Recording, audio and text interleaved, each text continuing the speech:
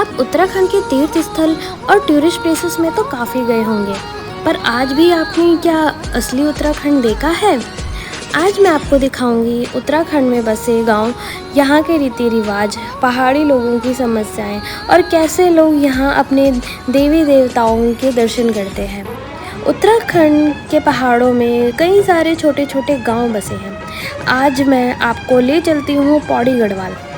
यहाँ पहुँचने के लिए आपको ओल्ड दिल्ली रेलवे स्टेशन से सीधे कोटद्वार रेलवे स्टेशन पहुँचना होगा, या आप कोटद्वार सीधे बस से भी आ सकते हैं।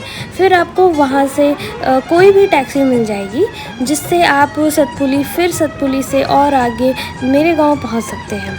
गांव की शुरुआत में ही एक मंदिर है, जहाँ देवी देवताओं को पूजा जाता है और उन्हें बुलाया जाता है। मंदिर से आगे जो रास्ता जाता है वह आपको ले चलेगा टसीला, घारगोट और घेरवा नामक गांव में। तो मंदिर से जो पहली चढ़ाई आपको दिख रही है, यह आपको ले जाएगी घेरवा गांव। घेरवा गांव यह दो तरीके के हैं, घेरवा मल्ला और घेरवा तल्ला। जो मल्ला है वो ऊंचाइयों में है और जो तल्ला है वह थोड़े नीचे बसा हुआ है। गांव में पहुंचने के बाद और सबसे मिलने के बाद सभी लोग, चाहे वो मेहमान हों या गांव के ही हों, मिलजुल कर शाम को खाना बनाते हैं। और यहाँ की सबसे अच्छी बात यह है कि यहाँ किसी भी प्रकार का कोई भेदभाव नहीं होता। यहाँ चाहे लड़का हो या लड़की हो, सभी लोग आपस में मिलजुल के खाना बनाते हैं और एक दूसरे को परोसते भी हैं।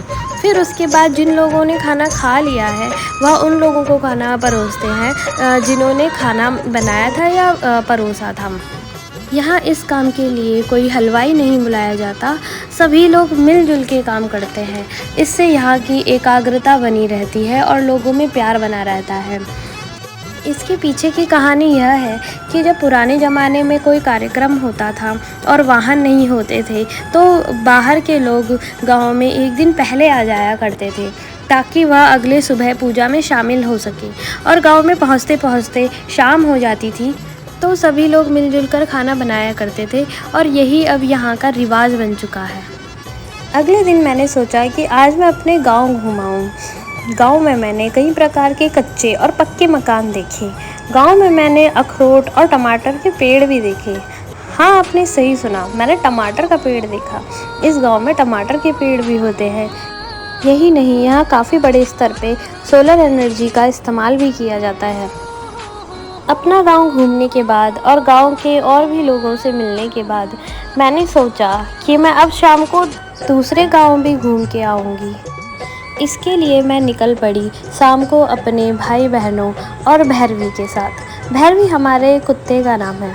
ये रास्ते का सफ़र काफ़ी लंबा और रोमांचक होने वाला था, और क्योंकि मुझे यहाँ के रास्तों के बारे में भी नहीं पता था, तो मैंने सोचा कि सबके साथ निकलना ही अच्छा होगा। नीचे जाने के लिए हमें काफ़ी उतरना पड़ा, और इससे आप अंदाज़ा लगा ही सकते हैं कि रोड तक जो भी गाड़ी से सामान आ जाता है, जैसे कि पानी, सिलेंडर या और भी कई ज़रूरत का सामान, वो सारा सामान हमें खुद ब खुद उठा के ऊपर गांव तक ले जाना पड़ता है और कोई रास्ता नहीं है। मैंने अपने साथ न केवल अपने भाई बहनों और कुत्तों, बल्कि छोटे बच्चों और परिवार के और भी लोगों को शामिल कर लिया। यह रास्ता काफ़ी लंबा था, तो सबके साथ होने से इस पूरे रास्ते में मन लगा रहता। फिर सबसे पहले पहुंच गए हम टसिला गांव। यह काफ़ी खूबसूरत गांव है। यहाँ हर तरह के आपको घर दिखाई देंगे, जैसे कच्चे, पक्के, कई प्रकार की खेती, और यहाँ गाय भैंसें भी दिखाई देंगी। इन गाय भैंसों को रखने के लिए काफ़ी अच्छे गौशाला बनाए हुए हैं। इन गौशाला को आप देख सकते हैं, यह इनके अंदर काफ़ी अच्छा स्पेस बना रखा है इनके रहने के लिए। यहाँ गांव की औरतें भी काफ़ी तंदुरुस्त होती हैं, क्योंकि वह डेली इतनी पहाड़ियाँ चढ़ती है। जब हम गांव की आखिर छोर पे पहुँचे, तो वहाँ से आपको एक और गांव दिखाई देगा, जिसका नाम है तल्ला टसेला। फिर गांव देखने के बाद हम निकल पड़े गुजरखंड नामक गांव की तरफ। रास्ते में हमने कुछ बच्चों को देखा, जो कि सर पर काफ़ी सारा बोझ उठा के ले जा रहे थे, जिससे हमें और भी जोश आ गया चढ़ाई चढ़ने का। हमने छोटे बच्चों को उठाया और चल दिए पहाड़ी चढ़ने। और इतनी चढ़ाई चढ़ने के बाद आखिरकार हम पहुंच ही गए गुजरखंड। जो कि काफ़ी ऊंचाई पे स्थित गांव है। यह काफ़ी खूबसूरत गांव है, लेकिन यहाँ पर सामान चढ़ाना भी उतना ही कठिन है।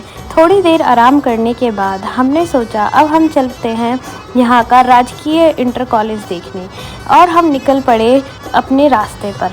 यह काफ़ी लंबा रास्ता था, पर यह काफ़ी खूबसूरत भी था। रास्ते में हमने कई सारे खूबसूरत नज़ारे देखे। अब क्योंकि कोई चढ़ाई नहीं चढ़नी थी, तो बच्चे भी अब पैदल चलने लगे, और वह काफ़ी खुश भी थे क्योंकि रास्ता था ही इतना अच्छा। रास्ते में चलते चलते हम पहुंच गए जंगल की ओर। इस जंगल में अगर रास्ते में कोई भालू, कोई शेर और हाथी दिख जाए तो ये कोई हैरान होने वाली बात नहीं है, क्योंकि उत्तराखंड के पहाड़ों में और ख़ासकर जंगलों में जंगली जानवरों का होना काफ़ी आम बात है। और जैसे तैसे हम लोग एक साथ मिलके चल पड़े अपने राजकीय इंटर कॉलेज की तरफ, और आखिरकार हम पहुंच ही गए, जहां जाके हमें यह एहसास हुआ कि पिताजी सच ही कहा करते थे। उन्हें काफ़ी दूर मीलों चल के इस कॉलेज तक पहुंचना पड़ता था पढ़ाई करने के लिए। यह एक दिन के लिए तो मज़े की बात है, पर अगर डेली डेली इतने दूर आना पड़ा तो यह काफ़ी मुसीबत वाली बात है। तो हम पहुंच ही गए पौड़ी गढ़वाल के इंटर कॉलेज, जहां पे 6 से लेके 12वीं क्लास तक की पढ़ाई होती है, और आज भी यहां बच्चे पढ़ने आते हैं। यहाँ पर दिन में मुफ्त में खाना भी मिलता है बच्चों को, पर क्योंकि अभी यहाँ गर्मियों की छुट्टी पड़ी हुई है तो काफ़ी खाली पड़ा हुआ था। और शाम होते होते हमने सोचा कि अब हम निकल ही जाते हैं अपने गांव की तरफ। फिर हम अगले दिन दूसरी मुसीबत का सामना करने निकल पड़े। आज गांव में भंडारा था और रात को पूजई भी थी, जिसमें देवताओं को बुलाया जाता है। पर क्योंकि सुबह सुबह पानी की समस्या आ गई तो हम निकल पड़े पानी भरने, और कुछ कपड़े भी थे धोने के लिए, तो हम अपने कपड़े भी ले गए वहीं धोने के लिए। हमने पकड़ लिए कुछ प्लास्टिक के डब्बे। यहाँ कोई फैंसी डब्बे नहीं होते, तो जो पुराने डब्बे हैं उन्हीं में ही पानी भर के लाया जाता है। यहाँ रीयूज़ और रिसाइकल वाला कॉन्सेप्ट काफ़ी अच्छा चलता है। वहाँ तक पहुँचने के लिए हमें काफ़ी पहाड़ी से नीचे उतरना पड़ा। रास्ता काफ़ी टेढ़ा मेढ़ा था, पर फिर भी हमें मज़ा आ रहा था। जैसे तैसे उतर के हम रोड तक पहुँच गए, और रास्ते में ताकि मन बना रहे तो हमने काफ़ी एंटरटेनमेंट भी किया खुद का। स्पीकर में गाने बजाए और नाचते नाचते निकल पड़े हम अपनी मंजिल की ओर। हमें रास्ते से ही पानी की टंकी नज़र आई, और फिर हम निकल पड़े उसी की ओर। चलते चलते हमने रास्ते में पानी भी भरा ताकि प्यास लगने पर हम पानी पी सकें, और रास्ते में हमने काफ़ल जैसे जंगली फल भी खाए जो कि काफ़ी टेस्टी थे। और फिर हम चल पड़े अपनी मंजिल की ओर, जिसके लिए हमें झाड़ियों से भी गुज़रना पड़ा। झाड़ियों का रास्ता भी काफ़ी लंबा था, और चलते चलते धूप आ गई थी, तो इसलिए हमने छाता भी ओढ़ लिया। फिर हम जब आगे बढ़े तो हमें एक नाली भी दिखाई दी, जिससे हमें यह यकीन हो गया कि हम बिल्कुल सही रास्ते पे जा रहे हैं। मंजिल में आगे बढ़ते बढ़ते हमने रास्ते में काफ़ी सारे जंगली फूल और छोटे से तालाब देखी, और आखिरकार हम पहुंच ही गए अपनी मंजिल तक। यहाँ पहुंचकर हमने पानी में आराम किया, लेकिन यहाँ पर पहले से कुछ बच्चे मौजूद थे जिनका कहना था कि टंकी उन्होंने साफ़ करी है और पानी भी उन्होंने भरा है। लेकिन आखिरकार ऊंची ऊंची पहाड़ियों से घिरे हुए इस ठंडे पानी की टंकी में भी हमने भी खूब मज़े करे। हमने भी यहाँ पर पानी के गोते लगाए, और ना केवल हमने बल्कि कुत्ते ने और छोटे छोटे बच्चों ने भी पानी में काफ़ी मज़े करे। लेकिन कुछ समय बाद वहाँ पे गांव के और लोग भी आ गए, क्योंकि पानी तो पूरे गांव में ही नहीं आ रहा था, और हमने सोचा हम जल्दी जल्दी अपने पहले कपड़े धो लें। फिर उसके बाद जब भीड़ बढ़ने लगी तो हमने भी कपड़े बदल लिए, और हम वापस निकल पड़े अपने घर की ओर। हमने कपड़े समेटे और हम चल दिए, लेकिन इस बार हमें ऊंचाई चढ़नी थी। तो रोड में पहुंचने के बाद हमने रास्ते में आते जाती गाड़ियों से लिफ्ट ले लिया। फिर हम घर गए और घर से तैयार होके आए और पहुंच गए सीधे मंदिर, जहां पर भंडारा होना था।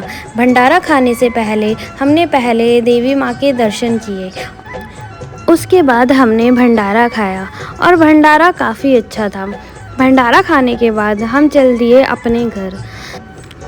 घर पहुंचने के बाद और थोड़ी देर आराम करने के बाद हमने देखा कि गांव में ढोलक बज रहे थे। यह असल में गांव से यात्रा निकल रही थी जो हर घर में जाती थी और लोग इसमें योगदान देते थे और इसमें शामिल हो जाते थे। योगदान में पुराने ज़माने में लोग अन्न देते थे, वह आज भी देते हैं और कुछ पैसे भी देते हैं। क्या आपने ढोल सागर विद्या के बारे में सुना है? लोगों ने इसमें पीएचडी भी करी है। ढोल सागर विद्या यानी गढ़वाल कुमाऊं का दर्शन शास्त्र, अलौकिक ज्ञान जिसमें डायरेक्टली या इनडायरेक्टली तौर पर जागर के जरिए देवताओं से सीधा वार्तालाप होता है। ऋषि मुनियों की तपोस्थली देवभूमि का एक ऐसा मौखिक काव्य शास्त्र जो सदियों पुरानी थाती के रूप में उत्तराखंड के लोक में रचा बसा है। यात्रा के बाद लोग मंदिर पहुंचे, उन्होंने भगवान के दर्शन किए और मंदिर की परिक्रमा भी करी। गांव के कुछ माने गए पुराने लोग हैं जिनमें देवी देवता आते हैं और गांव के लोग उनका आशीर्वाद लेने के लिए हमेशा खड़े होते हैं। गांव के लोग भगवान का आशीर्वाद लेने के बाद पूजा पाठ और कीर्तन भजन करने लगे। यह काफ़ी देर तक चला। इसके बाद गांव के लोग वापस अपने घर लौटे, उन्होंने खाना खाया और उन्हें आधी रात को 10 बजे के बाद वापस मंदिर में बुलाया गया। मंदिर में रात को पूजई थी। पूजई साल भर में एक बार मनाई जाती है। इसमें सभी लोग गांव के अपने देवी देवताओं को बुलाते हैं, उनकी पूजा करते हैं और उनसे बातें करते हैं। मंदिर पहुंचने के बाद पंडित जी ने कीर्तन भजन गाए और गांव के चारों ओर रेखा बनवा दी। उसके बाद जब भी उन्होंने कोई कीर्तन भजन गाया तो अचानक से किसी न किसी पे देवी प्रकट हुई।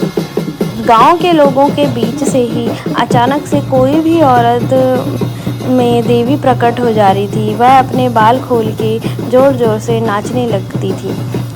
उनकी नचाई देखकर पहले तो मुझे इतना विश्वास तो नहीं था, लेकिन मुझे हैरानी तब हुई जब मेरे ही खुद की एक जानने वाली छोटी लड़की अचानक से चीखी और बाल खोल के बुरी तरह नाचने लगी। यह नज़ारा देखकर मेरे होश ही उड़ गए और मुझे इन चीज़ों में विश्वास होने लगा। मुझे पता है जब तक आप ये चीज़ें अपने खुद की नज़र से ना देख लो या खुद एक्सपीरियंस ना कर लो तब तक इन सब में यकीन करना बहुत ही मुश्किल है। मेरी एक बड़ी बहन का कहना था जो कि गांव में ही रहती है कि पहले इनको अंगारे भी खिलाए जाते थे और अगले दिन देखते थे तो कोई भी निशान नहीं होता था।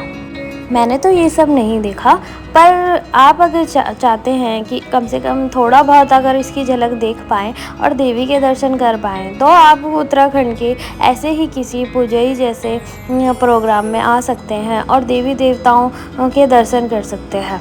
पर आपके मन में भगवान के प्रति श्रद्धा होनी बहुत ज़रूरी है। मेरी जो छोटी जानने वाली लड़की थी, जब उस पर भगवान का रूप आया था उस दौरान उसने कुछ यह कहा था। उसने कहा था, धरती पे बुराई के ज़्यादा होने से अब मेरे आने के रास्ते बंद होते जा रहे हैं। अब इसी कारण काफ़ी अकाल मृत्यु और बुरा साया लोगों पे पड़ा रहता है। आप भगवान को मानो या ना मानो, पर अगर आप भगवान के दिखाए हुए रास्ते पे चलोगे तो आपको स्वर्ग की प्राप्ति ज़रूर होगी। अगर आपको ये वीडियो और ये डॉक्यूमेंट्री मूवी पौड़ी गढ़वाल के ऊपर पसंद आई हो तो इस वीडियो को लाइक करें, शेयर करें और चैनल को सब्सक्राइब करें। धन्यवाद।